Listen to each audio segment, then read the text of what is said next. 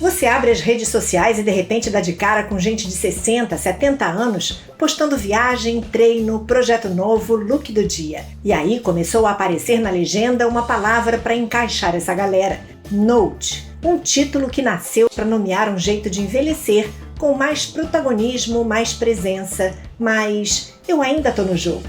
O que é Note? O que está por trás desse nome? E ele representa liberdade ou um novo tipo de cobrança? Hoje eu vou te mostrar de onde vem essa necessidade de pertencimento, como isso virou tendência e onde está a linha entre escolha e pressão. Note não é uma geração, não é uma sigla oficial, nem um diagnóstico, muito menos um termo científico ou um clube com carteirinha. Um nome que as pessoas começaram a usar para falar de um comportamento. Gente 60 a mais dizendo: eu não vou desaparecer, eu não virei coadjuvante, eu ainda estou construindo coisas. A longevidade deixou de ser exceção e virou regra, e isso não é do nada. O Brasil está envelhecendo rapidamente. São cerca de 33 milhões de pessoas com 60 anos ou mais, o que dá 15,6% da população.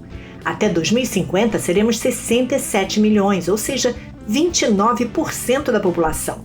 E quando uma fatia enorme da população muda junto o que a sociedade precisa oferecer: políticas públicas, mercado e cultura.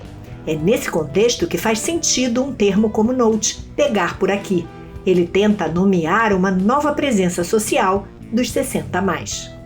Por muito tempo, envelhecer veio como uma espécie de roteiro pronto, um pacote de expectativas. Agora você sossega, agora você para, agora você não é mais o público. Isso não é para sua idade.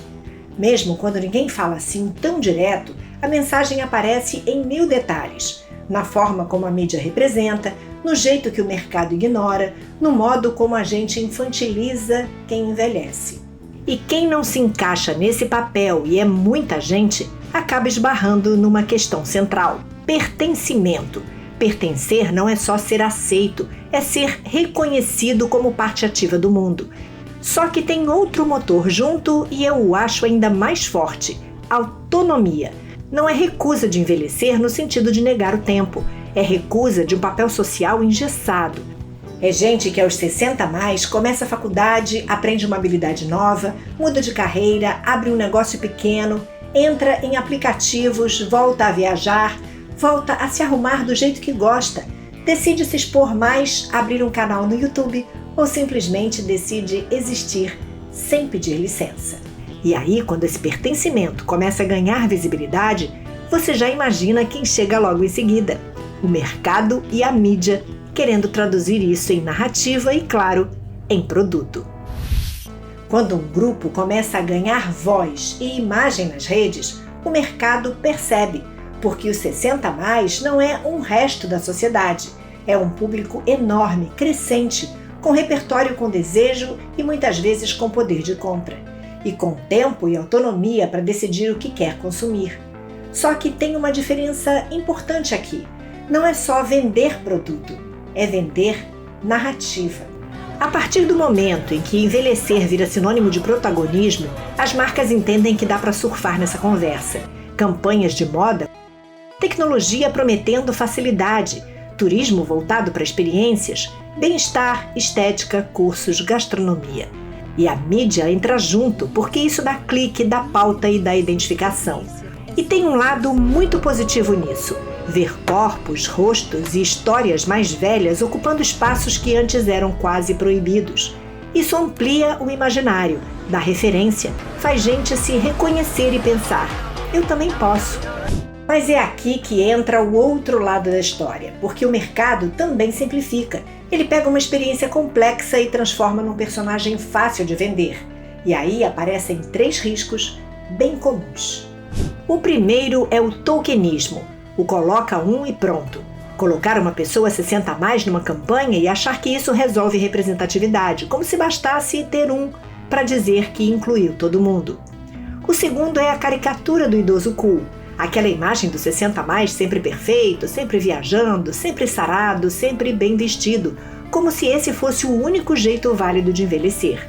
É como trocar o antigo estereótipo por outro. E o terceiro é o etarismo disfarçado, quando a mensagem parece moderna, mas no fundo continua dizendo: envelhecer é um problema que você tem que consertar. Então o Note vira uma vitrine. Ele dá visibilidade sim, mas também cria uma nova régua. E aí eu te convido a pensar: isso está libertando ou está mudando o tipo de cobrança? É exatamente aqui que a estética entra com tudo, porque quando a visibilidade aumenta, a imagem vira moeda.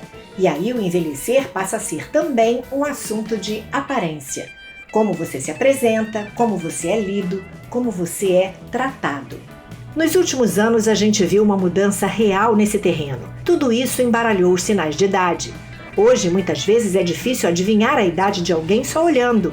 E isso, por um lado, pode ser libertador. Tem gente que, dessa forma, encontra autoestima, expressão, prazer, sensação de controle sobre o próprio corpo. Nem toda escolha é livre do mesmo jeito, porque junto com a possibilidade vem uma pressão silenciosa, um novo manual do envelhecer. Envelheça, mas não pareça velho. Seja ativo, seja produtivo, seja interessante, seja em forma, esteja atualizado.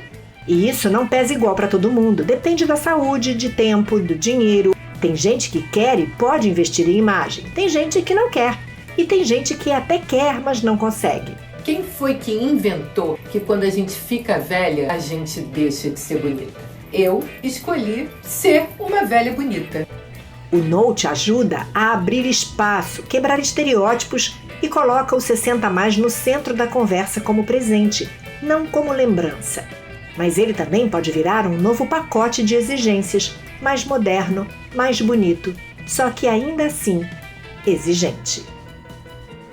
E aí eu jogo para você, o Note está ampliando liberdade ou só mudando o tipo de cobrança? Ou quem sabe um pouco dos dois? Escreva aqui embaixo nos comentários e compartilhe com aquele 60+ que está vivendo fora do roteiro antigo, mesmo sem saber que é Note. E já que a gente falou de roteiros que a sociedade coloca na gente, deixa eu te puxar para outra pergunta. Como você vê o amor? Como sentimento ou como habilidade? Quer entender essa história? Clique no vídeo que aparece aí na tela que eu te espero lá. Ah, e não se esqueça, já se inscreveu no canal? Tô vendo, hein?